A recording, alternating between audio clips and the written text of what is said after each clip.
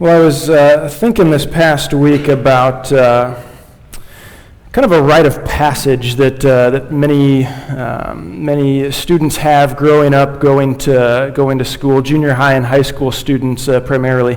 The school dance is just kind of one of these rites of passage that many people experience as they grow up. I don't know what your experience was like with these dances, whether you look back on them kind of humorously or whether you look back on them regrettably or sorrowfully or whatever that was like for you.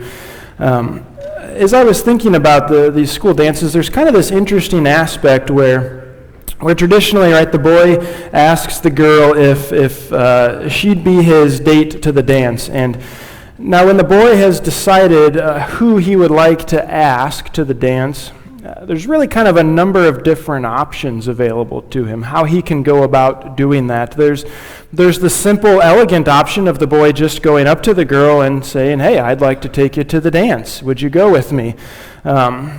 If we're honest men, this option scared most of us to death when we were in junior high and high school. And so it was an option. I don't know how much we maybe utilized that option, but that's one way that we could do it.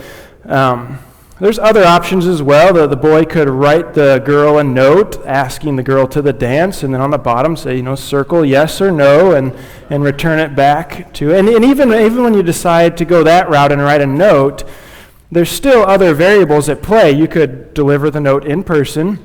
You could slip it into her locker when she's not there and she opens it and finds it. Could get your wingman to deliver it to her. So, there's other options there too.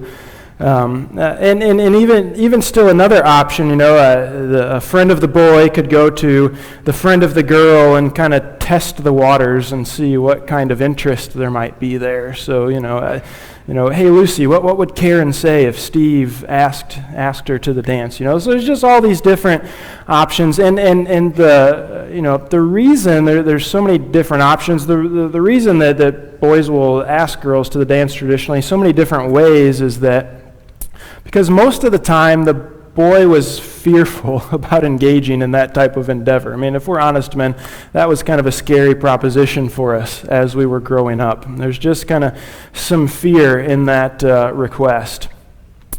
I don't think it's too much of a stretch to say that some of those same emotions that we may have experienced when asking someone to the dance in middle school arise within us when we think about sharing the gospel. There's maybe some of those same fears there, a fear of rejection, a fear that we're going to mess up the current relationship that we have with the person, a fear of looking like a fool as we go through with it. Today and for the following 2 weeks, we're going to look at 6 different approaches to sharing the gospel that we see in Scripture.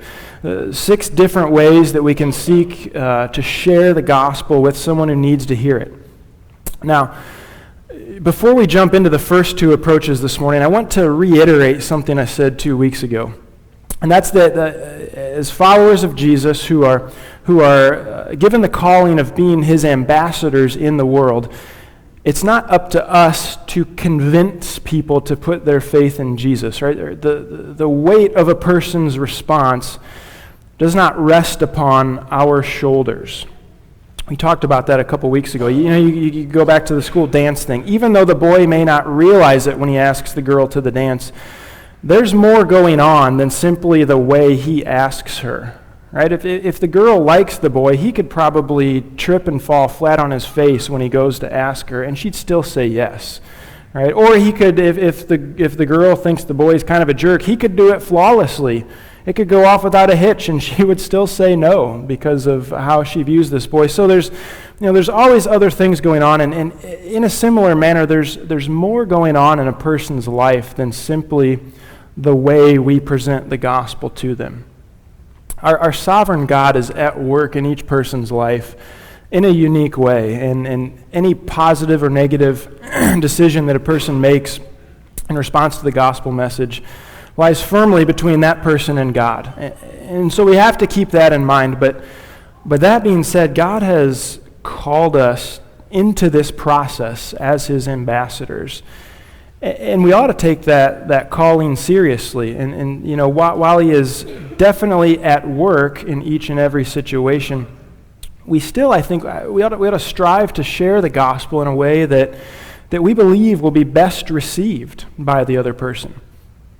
So when we talk about these 6 approaches over the next 3 weeks, the goal isn't to master each one of them because the salvation of our family members or friends or neighbors depends solely upon it. The goal is for our family members, neighbors, friends, the goal is to love them by interacting with them really according to who they are as a person. So as we go through these 6 approaches, you're probably going to find yourself more comfortable with one or two of them than the others. And I think that's great. I think that's fine to kind of prefer one of the methods over the others. In fact, I think it's healthy and beneficial for us to know which methods we prefer or maybe feel most natural to us. But I don't think we should walk away from these next 3 sermons with this predetermined method of evangelism that we're going to use each and every time based upon our own comfort level. Instead, I think we ought to love the other person by asking ourselves, which approach do we think they would be most inclined to receive? And then proceeding in that manner. So, and I think this was the very philosophy that Paul subscribed to as he took the gospel around the Roman world. We already heard Pastor Tim read for us this morning. If you want to turn back to it, you can in 1 Corinthians chapter 9. I mean, that was in essence Paul's philosophy. Listen to what he says here, 1 Corinthians 9, verse 19. He says, "For though I am free from all, I have made myself a servant to all, that I might win more of them." I mean, you can hear his heart there. "To the Jews I became as a Jew, in order to win the Jews. To those under the law I became as one under the law, though not being myself under the law, that I might win those under the law. To those outside the law I became as one outside the law, not being outside the law of God, but under the law of Christ, that I might win those outside the law. To the weak I became weak, that I might win the weak. I have become all things to all people, that by all means I might save some. I do it all for the sake of the gospel, that I may share with them in its blessings." I mean, you hear Paul's heart there as he talks about proclaiming the gospel in these different ways. He knew that not everyone would receive the gospel in the same manner. And in fact, he listed off 4 specific contexts there in that passage. The goal was not for Paul to make everyone be like himself. The goal for Paul was to win more people to Christ, to present the gospel. And so if more people would come to Christ because of his humility and servanthood through that approach, then he was glad to do it. He laid down his own preferences, laid down his own comforts in order to serve others. I mean, he even said in verse 20, right, that for those who were under the Old Testament law, he became as one under the law, even though that was not him, right, that wasn't how he functioned any longer. He still kind of subjected himself to that in those circumstances in order to present the gospel. He knew he was free from the law, but he willingly placed himself there to interact with another person. So again, you may find throughout this process that you're very comfortable. For example, next week we'll talk about the intellectual approach to sharing the gospel. You may be just most comfortable doing that, for example. But hopefully, in reflecting Christ and loving others, we become willing to use whichever approach will be best received by someone in our desire to see them come to know Jesus Christ. So that's my prayer for myself. That's my prayer for all of us this morning, that we would have that attitude that Paul has when it comes to sharing the gospel in these different ways. So with that, let's dive into the first of our 2 approaches that we'll look at this morning. The first one is the testimonial approach. So this approach to sharing the gospel really is one in which we draw upon our own story and how God has impacted and is working in our lives.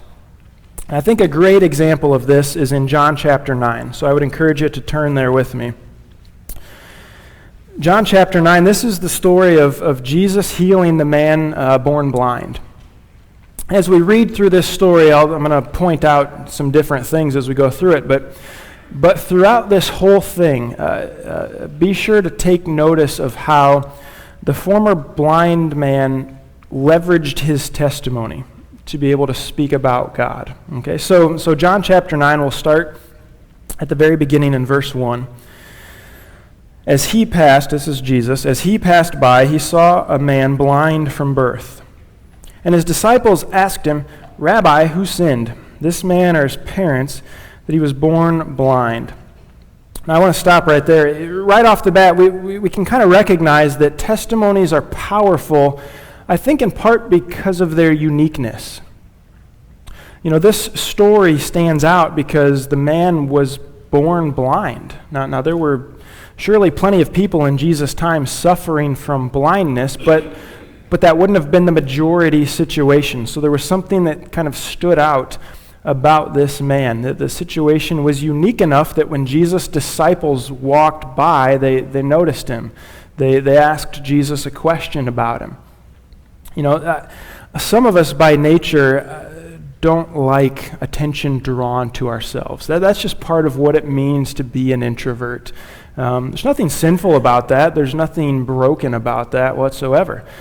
I think you could even make an argument that the blind man was an introvert himself. Not once in this story about him sharing his testimony, not once did he take the initiative to draw attention to himself. It was always him being sought out by somebody else or somebody else initiating the conversation. He doesn't do it once.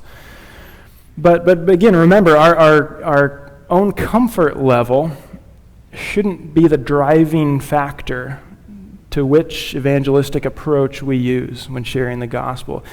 Even those of us who are introverts need to recognize that there's times and places where we need to proclaim the power of God, how He is working in our lives. It might not be the most comfortable thing for us to do. It might make us nervous or even want to puke thinking about it.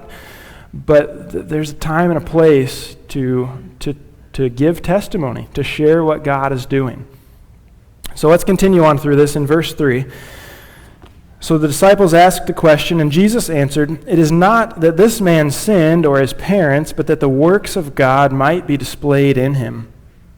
We must work the works of him who sent me while it is day. Night is coming when no one can work. As long as I am in the world, I am the light of the world." Having said these things, he spit on the ground and made mud with the saliva. Then he anointed the man's eyes with the mud and said to him, "Go wash in the pool of Siloam," which means sent. So he went and washed and came back seeing. So the reason it was important for the works of God to be displayed through this man's life is because that would be the way in which God Himself would be displayed in this man's life. You know, the miracle needed to be proclaimed because God was the one behind the miracle. It wasn't just that something extraordinary took place, that there was an extraordinary God behind what took place. That's the purpose of sharing that story. So God's work in our lives provides a wonderful backdrop for the gospel to be proclaimed. Now, as we continue through this story, we're going to see that the man doesn't ever proclaim the full gospel. Okay, and I think there's two good reasons for that. One, Jesus has yet to be crucified and buried and resurrected, so that hasn't even taken place yet. So we have to keep that in mind. But two, it isn't even until the end of the story when this man's spiritual eyes, I think, are finally opened. You know, that the man finally sees Jesus more clearly. That doesn't happen. His physical eyes are opened already in the story. His spiritual eyes really aren't opened until the end. But regardless, we're going to see that multiple times his testimony provides ample opportunity for him to share what he does know about Jesus. So if we continue on in verse 8, the neighbors and those who had seen him before as a beggar were saying, "Is this not the man who used to sit and beg?" Some said, "It is he." Others said, "No, but he is like him." He kept saying, "I am the man." So they said to him, "Then how were your eyes opened?" He answered, "The man called Jesus made mud and anointed my eyes and said to me, 'Go to Siloam and wash.' So I went and washed and received my sight." They said to him, "Where is he?" He said, "I don't know." So again, the man is only able to share what he knows, but it's clear through his powerful story that it drew the interest of his friends and his neighbors. They took note at what had taken place. And not only that, not just neighbors and those around, but the religious leaders took note of this as well. So verse 13. They brought to the Pharisees the man who had formerly been blind. Now it was a Sabbath day when Jesus made the mud and opened his eyes. So the Pharisees again asked him how he had received his sight. And he said to them, "He put mud on my eyes, and I washed, and I see." Some of the Pharisees said, "This man is not from God, for he does not keep the Sabbath." But others said, "How can a man who is a sinner do such things?" And there was a division among them. So they said again to the blind man, "What do you say about him, since he has opened your eyes?" He said, "He is a prophet." Again, he's sharing what he knows, right? But what a powerful opportunity his testimony presented to him. He literally has people asking him, "Who is Jesus?" This incredible thing happened in his life, and through his testimony, people they're at least inquisitive. Who is this Jesus guy that has made this difference in your life?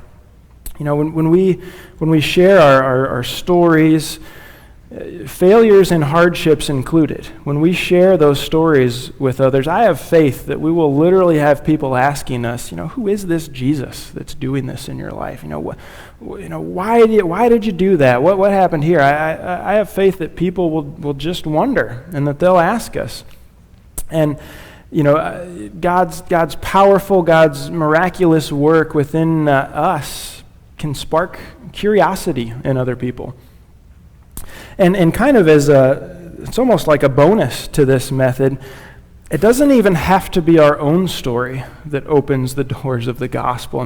Even knowing the story of someone else can present an opportunity. Because look at verse 18 here. The Jews did not believe that he had been blind and had received his sight until they called the parents of the man who had received his sight and asked them, "Is this your son who you say was born blind? How then does he now see?" His parents answered, "We know that this is our son and that he was born blind, but how he now sees we do not know, nor do we know who opened his eyes. Ask him, he is of age, he will speak for himself." His parents said these things because they feared the Jews. For the Jews had already agreed that if anyone should confess Jesus to be the Christ, he was to be put out of the synagogue. Therefore his parents said, "He is of age, ask him." Now, so the man's parents had opportunity to share about Jesus because of their son's story. Now they didn't know about Jesus, and they were fearful of the Pharisees anyway, but regardless, they had the opportunity to share because of somebody else's story that they were aware of. When we think about these times of personal mission moments that we've been having on the first Sunday of the month, I think this can be one of the potential outcomes of those times for us as a church body, that even through hearing how God is at work in the life of someone else in the church, that there can maybe be opportunities to share the gospel because of their story. If we're having a conversation with someone and, let me tell you about what someone in church shared last week or last month and how powerful it was. And there can even be connection through someone else's testimony to be able to proclaim the gospel.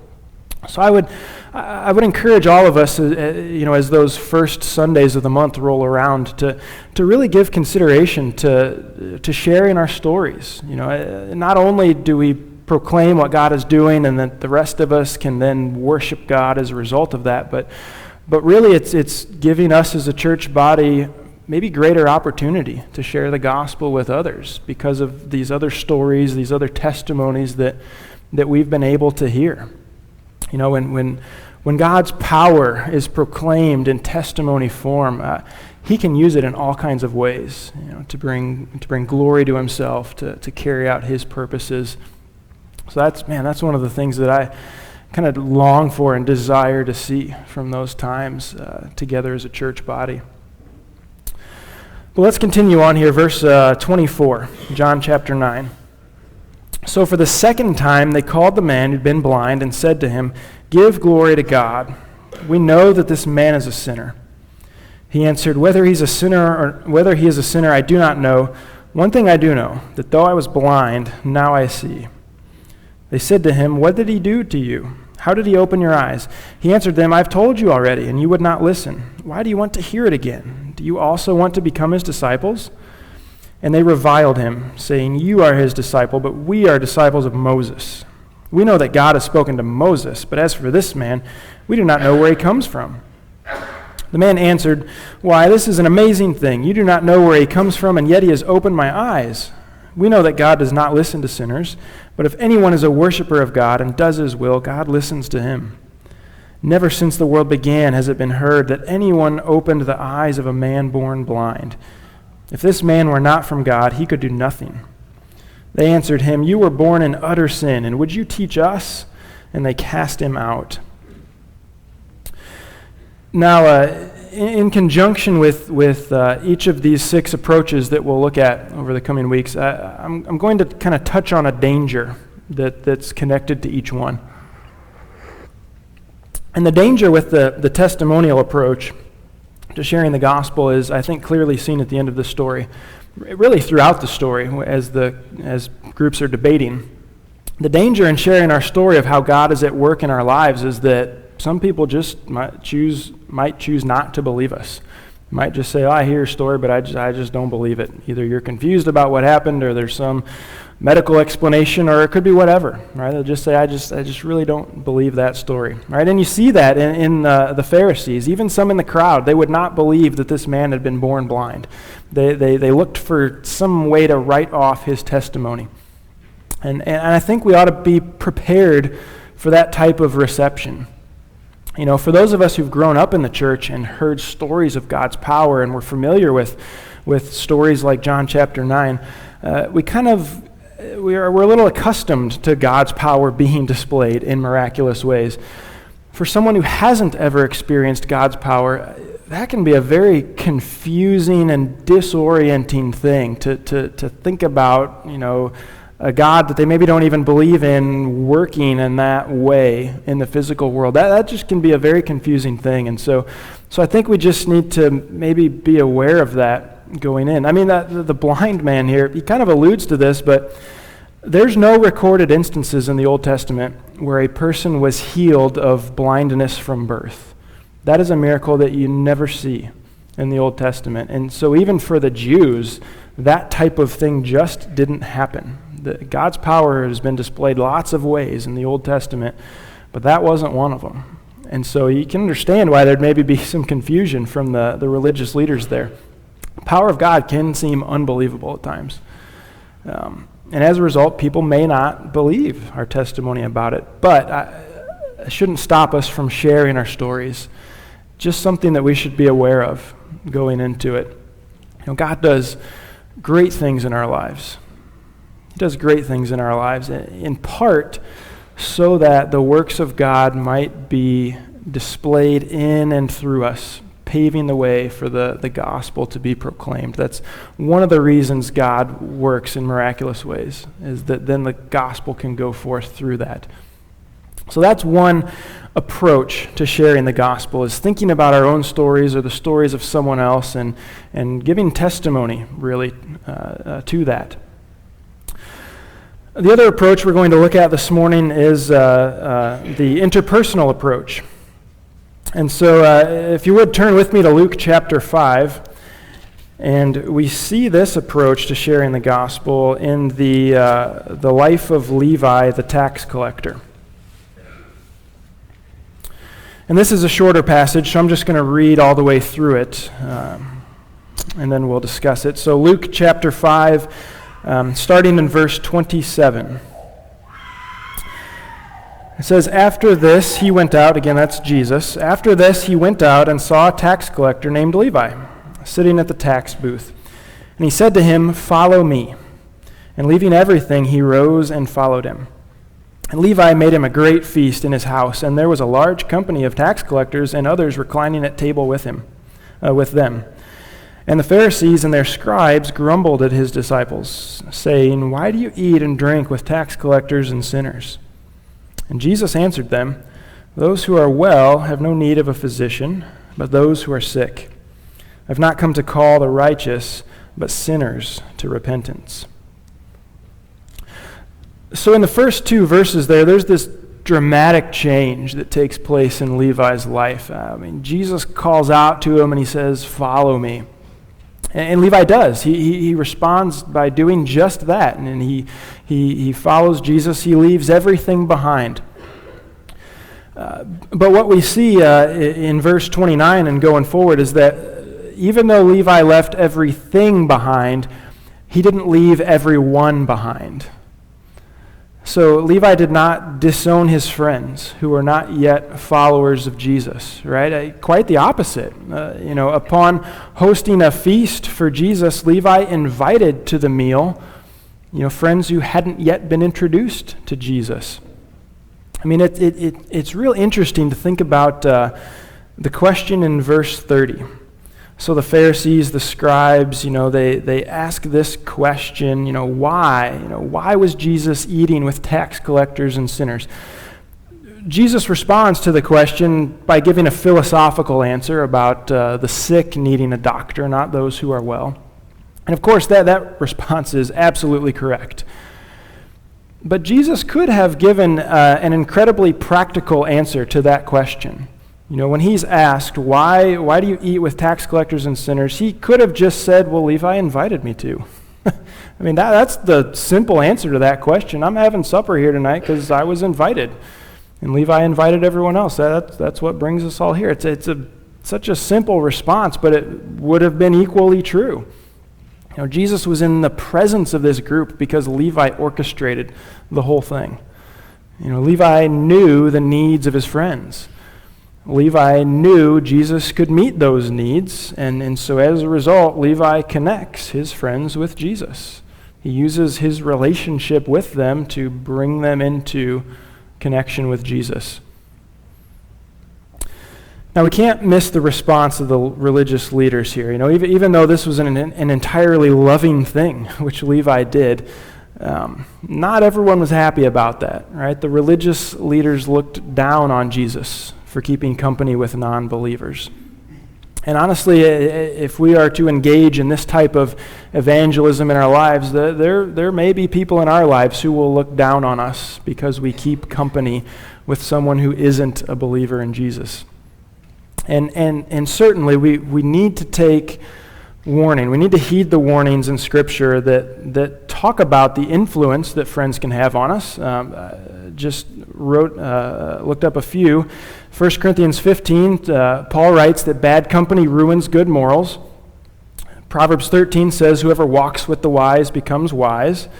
Proverbs 16 says, a man of violence entices his neighbor. Proverbs 22 says, make no friendship with a man given to anger, nor go with a wrathful man, lest you learn his ways and entangle yourself in a snare. The Bible contains wisdom that reveals to us that there's no question that people with whom we regularly impact who we regularly interact have an impact on us. There's no question that people impact us. But at the same time, the opposite of those verses also holds true, right? We can have a positive impact for Christ on people in our lives through our interactions together with them.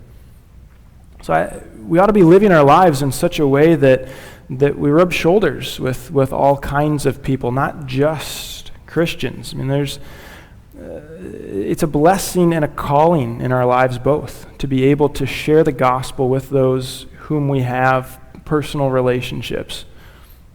And now, just like the testimonial approach, there's a danger, I think, with this method. I think the danger with this a lot of times can be what you call bait and switch, right? The danger is turning someone into a project rather than being a friend. Have you ever been invited to what you thought would be an innocent dinner only to be given a sales pitch about halfway through the evening for whatever the product or opportunity might have been, right? I mean, if you've been there, you kind of know that feeling, right? Like, I thought we were just hanging out tonight, and all of a sudden now there's, I'm a potential customer, instead of just a friend.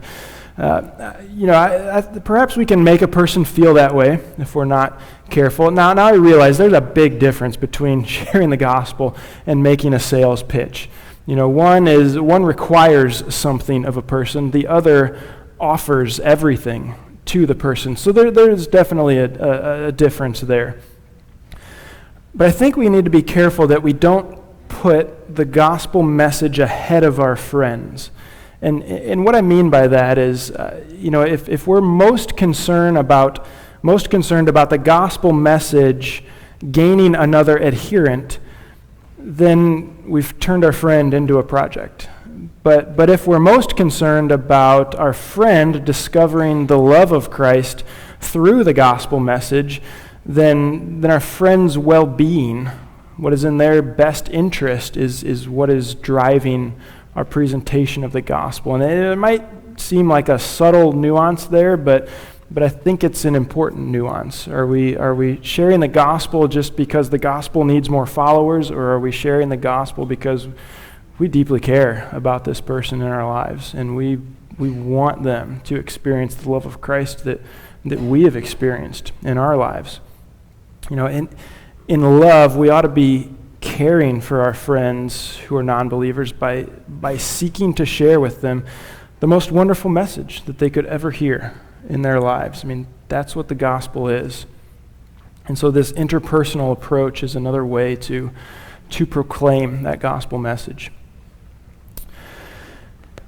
Before we close this morning, what we wanted to do is really highlight an opportunity for both of these approaches to be put into action this coming summer. So you've probably heard us talk about the American Dream program before. We talked about it last summer especially, where high school students from the Basque region of Spain come to spend a month in America with host families to get a taste of American life, American culture.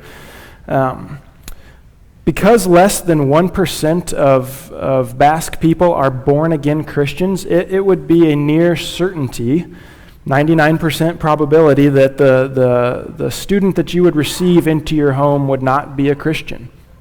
Now, it's really not a bait-and-switch situation, because we tell them that, hey, we're going to host you in Christian families. They know that going in, so they understand that is a major part of who we are, as that we're believers in Christ. We're not just Americans, but that we are Christians. So, we're open with them from the beginning. But what we have is a wonderful opportunity really to put, like I said, both of those approaches into action, to share your story, just to open your lives to them, to share how God has been working, and to, again, just develop that relationship in a way that hopefully the gospel can be proclaimed. So Susie Thompson is heading up the program for us this summer, and she's going to come share some details with us and hopefully stir our hearts to be involved in that. So take it away, Susie.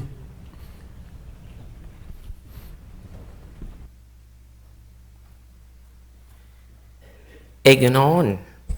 Good morning in Basque. I'm so thankful that Pastor Aaron has given me time to speak with you guys about the Basque Student Exchange Program this morning. It's a program that's very near and dear to my heart. Without it being that, I would not be up here, because I have a great fear of speaking in front of people like this.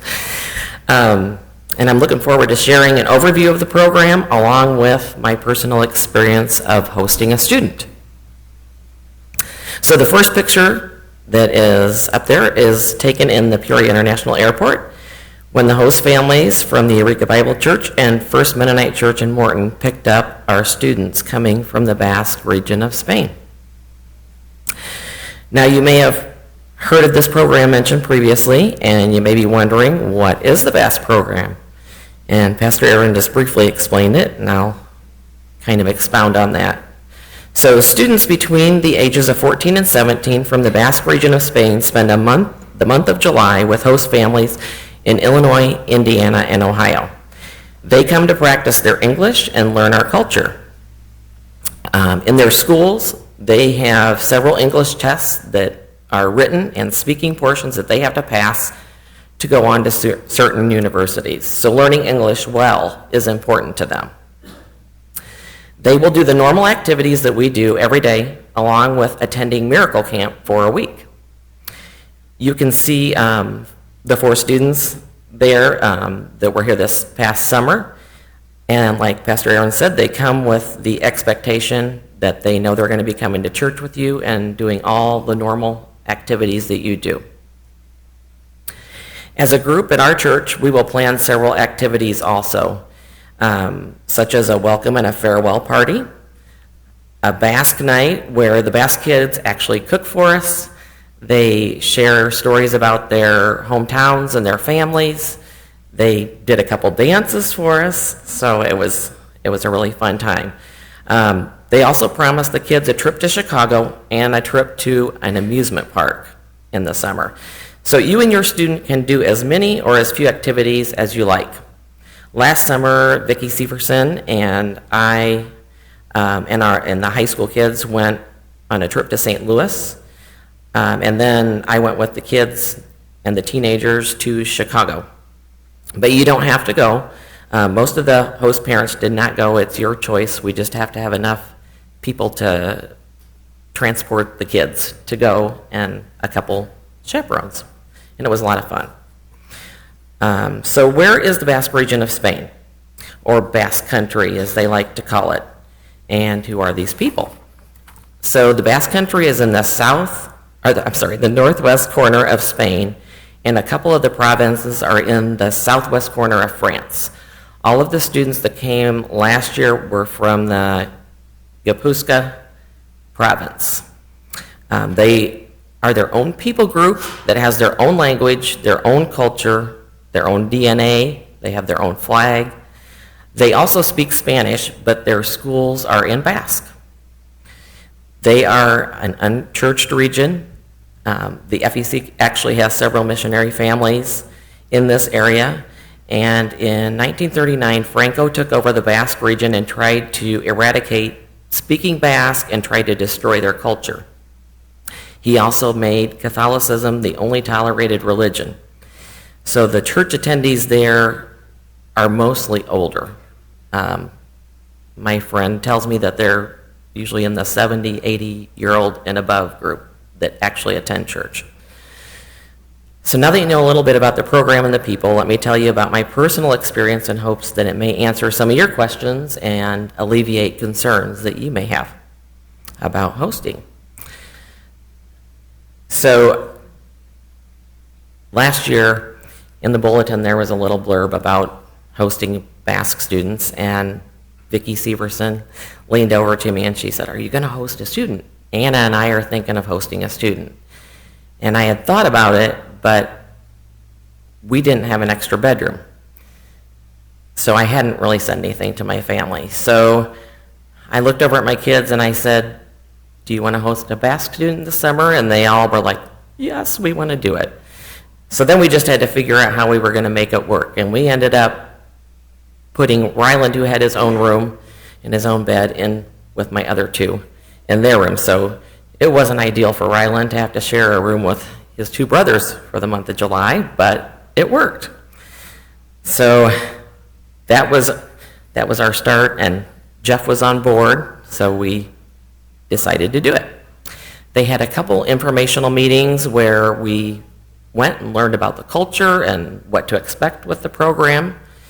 And then they had us fill out a survey asking us about our family, and so that they can figure out what kind of student is going to fit best with your family. So I remember writing that we have a very active and loud family. so if they could find somebody that would fit with that, that would be great. So about a week or so before the scheduled arrival date, we received the name of our student. Jan Cortabaria was our student. Most of us just ended up calling him John because that's how it's spelled and would be pronounced here. And then we received his interests and his email address. We learned that John is an only child. He likes football, swimming, and trekking, which here is soccer, swimming, running in the mountains, and mountain hiking. In his free time, he liked to go to the mountains and be with friends. Well, there are clearly not a lot of mountains around here, but we could make the others a possibility. The public pool in Roanoke is about a block from our house, and all three of my boys love soccer, so they were very excited about that. So I emailed John and sent pictures and descriptions of our family, and I asked what he liked to eat. I thought I would have some of his favorites around the house when he came. And he emailed back with about a paragraph of information and no indication of what he liked to eat. So the next day I got an email from his dad, and he said, "I'm guessing John didn't give you much information." And I, no, he didn't. And so his dad told me a little bit more about them, but still didn't tell me what he liked to eat. So third day I got an email from his mom. And she gave me even more information. And she said, she did answer the question. She said, "He will eat what you eat." So when John came, we did go to the grocery store, and the only thing he requested was some balsamic vinegar and olive oil for his salads. But otherwise, he ate what we ate. So on a Thursday evening, off our whole family went with much anticipation to the airport to pick up John.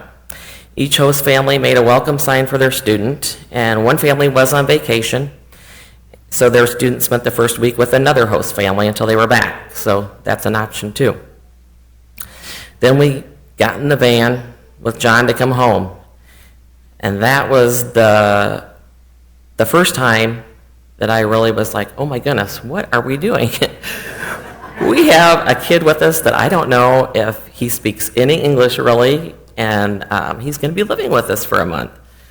But my fears were soon alleviated. John spoke very good English and fit right in with our family. The previous year, he had stayed with an older couple in Upland, Indiana, and the 2 years prior to that, he was in England in a fairly intense English program. And his English was not perfect, but very understandable. And he was very quick to pick up on things and had a great sense of humor.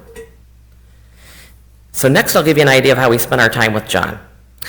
During the day, he was home with my boys. Both Jeff and I worked, so they just went about their normal activities. He also spent time on his phone. That's one of the first things they ask you is, what's the Wi-Fi password? So, and he didn't mind that downtime, and he also liked to sleep in too in the mornings. So he went to many baseball games that our boys were playing in, and he had never played baseball before and didn't really know the game prior to staying with us. But by the end of it, he was spitting seeds with the rest of the team. And some of our best conversations with John were in the van driving home from our baseball games. They were usually about an hour away or so, and that was just time that you'd think would be dead time that wasn't. We had a lot of conversations. We took him to Matheson State Park, our version of hiking in the mountains. We played many games as a family with him.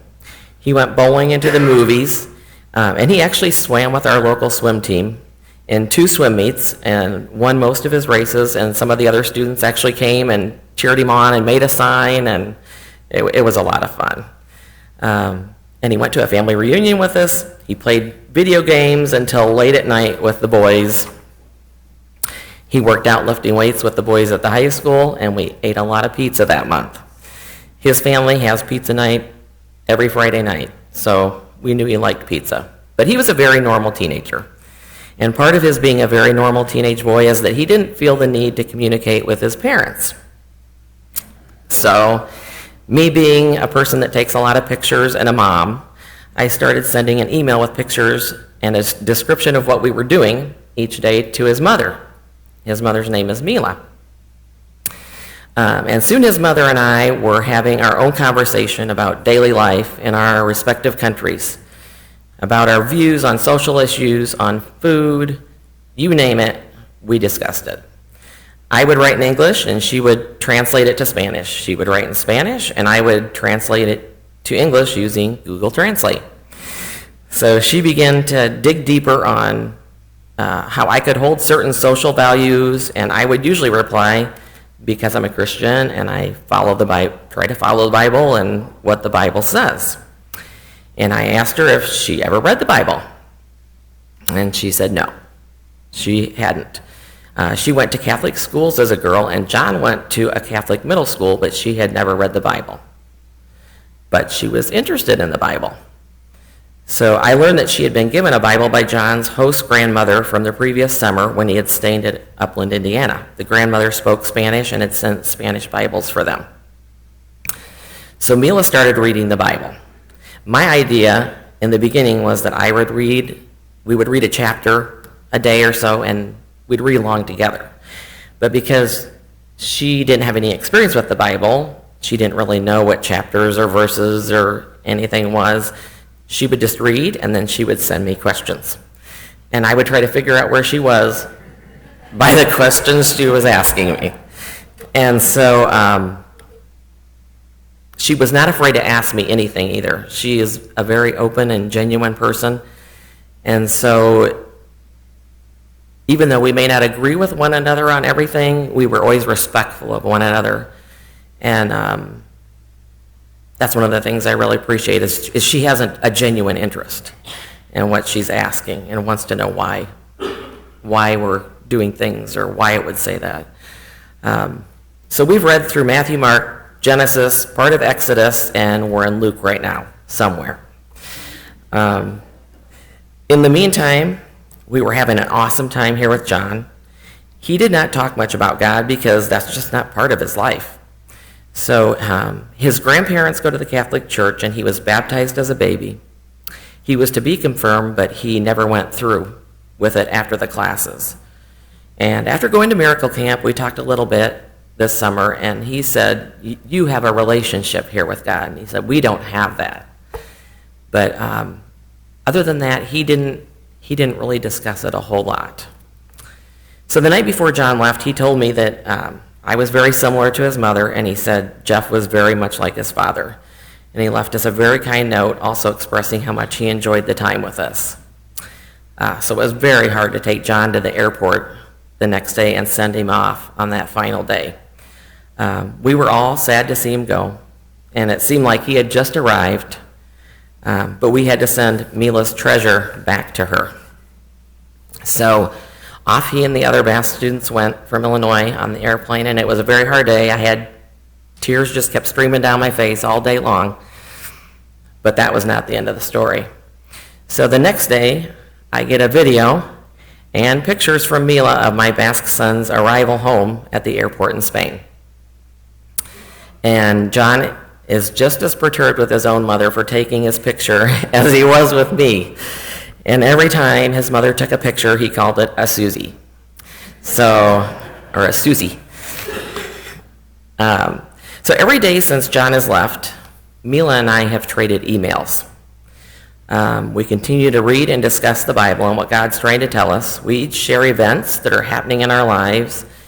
And I've also started emailing one of our missionaries in Spain, because sometimes I don't know where Mila's coming from, and she's able to give me, maybe reasons, cultural reasons behind why Mila may have certain ideas. And she would love to meet with Mila. She lives a half an hour from her. But she said usually, unless the host parent actually goes and does a handoff, that they're not horribly receptive to meeting with them. So this summer, after the Bass students leave, my boys and I have plane tickets to go to Spain to stay with Mila and John and Carlos for 2 weeks. And Mila's insisting we stay in their home, and they're going to go to the grandmother's home, which is a couple blocks away. And we're very honored to get to go spend time with them. And I've already told her I have a friend that's there that I want to meet, and so hopefully we can also introduce them. So did I think I would share the gospel message with John when he was here? I didn't know, but I hoped he would see Jesus through us in our daily lives, and maybe I would have a chance. Would I have had the opportunity to share Jesus with Mila without having John stay with us? Absolutely not. Do you have the chance to do a short-term missionary trip without leaving your home? Yes. We need families to host this summer for the month of July. Do you need to have high school kids? No. Last year, the Meese family hosted, and they had no kids at home. The Zare family hosted, and they have small children. Vicki, Anna, and Diana hosted, and they're 3 generations under one roof. So all types of families. It doesn't matter. Do they need to have their own room? No. Do they need to have their own bed? Yes.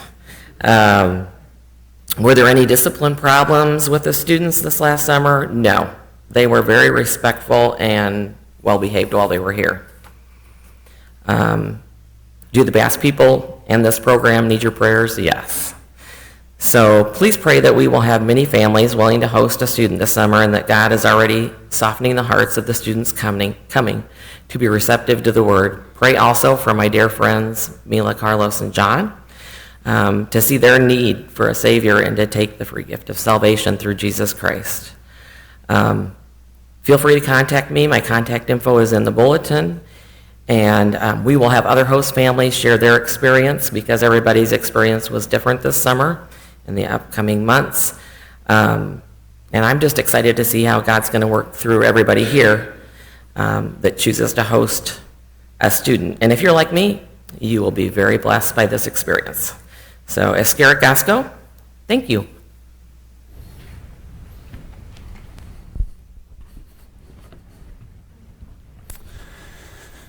Thanks, Susie. Yeah, she said any of us other host families can give you stories from our experience as well. But I'd really encourage you, your family, to give consideration to that. It's not just something fun and new and interesting that could be done this July. I mean, it truly is an opportunity to proclaim the gospel message in the life of someone who may not ever hear it anywhere else. I mean, it's really incredible responsibility and calling when you think about it. We come up with lots of excuses to not share the gospel. Not speaking the same language would be a valid one, right? How do you communicate? Google Translate, right? The gospel could be proclaimed through Google Translate, of all things. So I would just really encourage you to think about that. But regardless of whether or not you participate in that program this summer, I would encourage all of us to think about people in our lives who aren't currently followers of Jesus, whether it's friend, family, acquaintance, stranger that you see around in your life regularly. And then think about these 2 approaches that we talked about this morning. Perhaps one of these approaches would be an effective way to share the gospel with that person. So I would just encourage us all to spend time in prayer this week, ask God to bring people to our hearts and minds, and then ask for Him to provide an opportunity to be that ambassador for Christ, that ambassador for the gospel that we're called to be. Would you stand with me? Let's close in prayer and then sing a couple more songs of worship. Heavenly Father,